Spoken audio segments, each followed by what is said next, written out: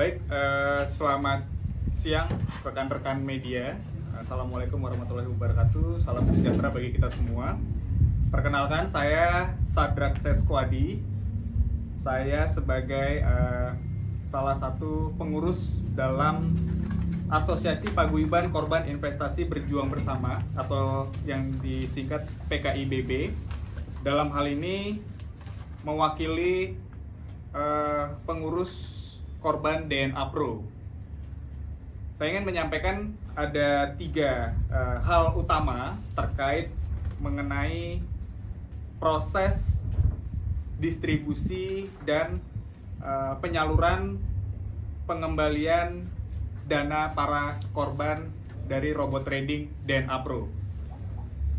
Pertama, kami selaku Asosiasi Paguyuban menyampaikan apresiasi dan terima kasih kami kepada beberapa instansi. Dalam hal ini yang pertama Direktorat Tindak Pidana Ekonomi Khusus Mabes Polri, kemudian Lembaga Perlindungan Saksi dan Korban LPSK, kemudian Kejaksaan Agung, dan yang terakhir DPR RI, dalam hal ini Komisi 3 yang telah mengawal kasus ini dari awal hingga akhir.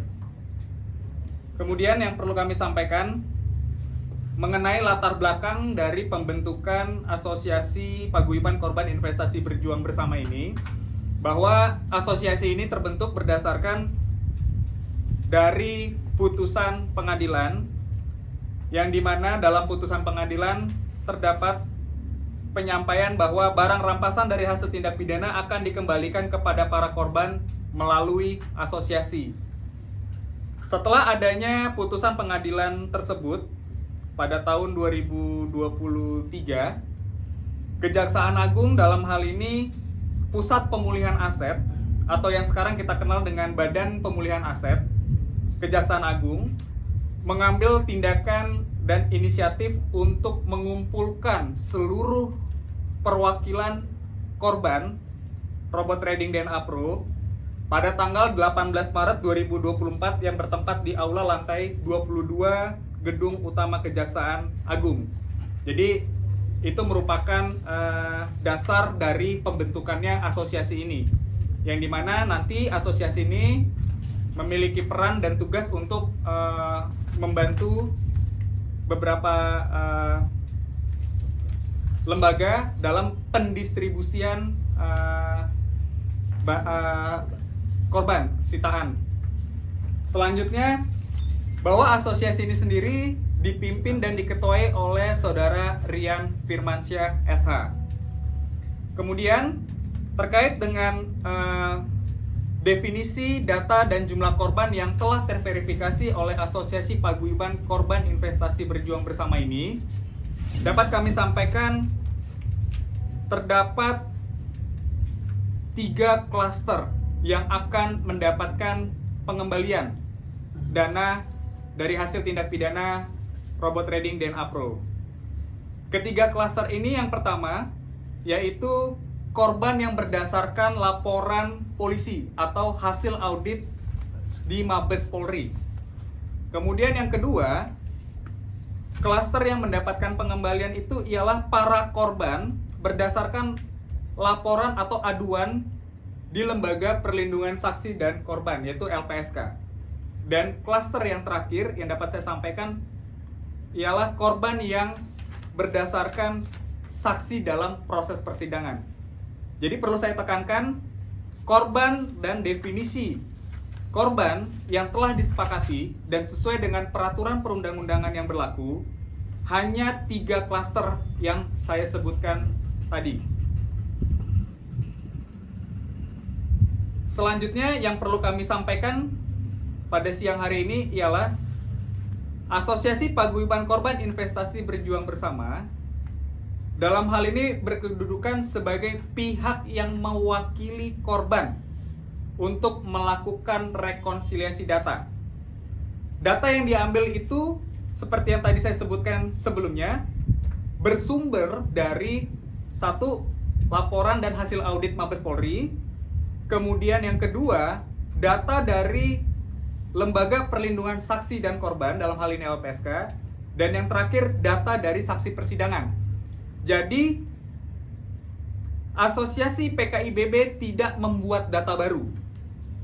Namun fungsi dan tugas dari Asosiasi PKIBB ini hanya melakukan rekonsiliasi data para korban. Jadi data dari korban Mabes Polri, LPSK, dan saksi dalam persidangan ini digabung dan dijadikan satu sehingga dapat menjadi satu data, di mana data ini terverifikasi berjumlah 3.024 korban secara nasional yang akan mendapatkan restitusi. Selanjutnya, mengenai informasi dan tata cara permohonan pengajuan restitusi tahap 1, dikarenakan proses pengembalian dana atau restitusi para korban ini akan dilakukan menjadi 2 tahap. Yang tahap pertama ini merupakan pengembalian dari uang tunai yang telah disita dan hasil lelang benda bergerak serta benda-benda kecil yang dilakukan oleh Kejaksaan Negeri Kota Bandung. Nanti tahap 2 akan kembali dilakukan pengembalian dari Kejaksaan Agung, dalam hal ini Badan Pusat Pemulihan Aset Kejaksaan Agung. Jadi yang akan segera didistribusikan dalam waktu dekat itu merupakan tahap pertama yang dilakukan barang sitaan dari Kejaksaan Negeri Kota Bandung. Adapun pelimpahan ataupun eksekusi yang dilakukan dari Kejaksaan Negeri kepada Asosiasi PKIBB telah resmi dilakukan secara simbolis pada hari Kamis 20 Maret 2025 pada pukul 16 atau pukul 4 sore bertempat di Kejaksaan Negeri Kota Bandung. Dari pelimpahan yang dilakukan oleh Kejaksaan, terdapat 1. Uang tunai sebesar 146.184.584.162 rupiah. Selanjutnya, uang sebesar 200.000 Singapura dolar yang dalam hal ini belum dikonversi ke rupiah. Dan yang terakhir, uang sebesar 66.552 dolar Amerika. Ini juga belum dikonversi ke rupiah. Pelimpahan dana ini dilampirkan juga data korban sebanyak 3.024 nama orang, yang dimana itu menjadi satu kesatuan yang nantinya akan mendapatkan pengembalian atau restitusi. Jadi ini nanti uang tunai itu dilimpahkan kepada PKIBB bukan hanya uangnya saja, namun beserta dengan data korban dan nama-nama korban sebanyak 3.024 orang. Selanjutnya, bahwa pada hari Jumat tanggal 21 Maret 2025 pada pukul 11 siang, bendahara dari Asosiasi Paguyuban Korban Investasi Berjuang Bersama telah mengkonfirmasi bahwa dana restitusi telah diterima oleh asosiasi. Jadi saat ini seluruh uang yang disebutkan tadi di atas sudah masuk ke dalam rekening Asosiasi PKIBB. Selanjutnya, bahwa dalam hal ini Asosiasi Paguyuban Korban Investasi Berjuang Bersama masih melakukan proses persiapan pendistribusian pengembalian dana para korban robot trading, di mana nantinya dikarenakan sekarang sudah tanggal 24, kita hanya punya waktu 3 hari hingga hari Kamis, itu dipotong masa libur Lebaran. Maka dengan ini PKIBB, Asosiasi PKIBB menyampaikan akan memulai pendataan kembali para korban sebanyak 3.024 tersebut dilakukan pada hari Kamis tanggal 10 April 2025 bertempat di Sekretariat Asosiasi Paguyuban Korban Investasi Berjuang Bersama, beralamat di Apartemen Puri Garden Unit G 100B di Jalan Raya Kembangan, Jakarta Barat. Kemudian untuk para perwakilan masing-masing korban dan juga korban yang mungkin berkeinginan untuk mendapatkan informasi lebih lanjut mengenai proses restitusi ini, dapat menghubungi hotline Asosiasi PKIBB di nomor telepon 0877 8877 3100. Namun nomor hotline ini baru akan aktif pada tanggal 10 April 2025. Jadi dihimbau kepada para korban yang merasa dirinya telah melapor ke Mabes Polri ataupun LPSK, baik perorangan ataupun diwakilkan oleh kuasa hukum atau perwakilan para korban, dapat menghubungi yang nomor yang telah saya sebutkan tersebut. Kemudian terkait dengan tata cara untuk sementara ini pengajuan restitusi para korban, terdapat 4 persyaratan. Yang pertama, mengirimkan surat permohonan ke Sekretariat Asosiasi Paguyuban Korban Investasi Berjuang Bersama, yang dimana nanti draft suratnya akan dikirimkan melalui hotline yang telah saya sebutkan. Kemudian yang kedua, mengirimkan lampiran surat kuasa khusus. Ini apabila korban diwakili oleh kantor hukum dan atau perwakilan korban. Yang ketiga, mengirimkan lampiran identitas atau identitas perwakilan berupa KTP, SIM, dan paspor. Dan yang terakhir, mengisi dan mengirimkan surat pernyataan yang dimana nanti draftnya juga akan dilampirkan dari hotline yang telah disebutkan. Demikian yang dapat saya sampaikan kepada seluruh masyarakat dalam hal ini, khususnya korban dari robot trading DNA Pro. Kami akan segera melaksanakan pendistribusian dan pendataan dimulai pada tanggal 10 April tahun 2025. Mungkin dari teman-teman media ada yang mau ditanyakan atau mungkin disampaikan, kami persilakan. Bang, dari hasil pengumpulan uang tadi sejumlah 100 miliar lebih ya Bang, itu termasuk dari pengembalian para public figure yang sempat di endorse terus sempat jadi iklannya juga atau seperti apa Bang?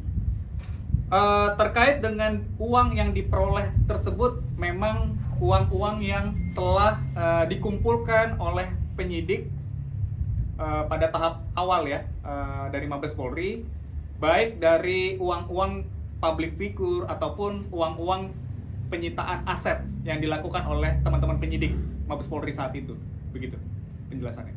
Atau boleh dikatakan ada hampir 9 public figure kemarin Bang, itu mereka mengembalikan semua Bang?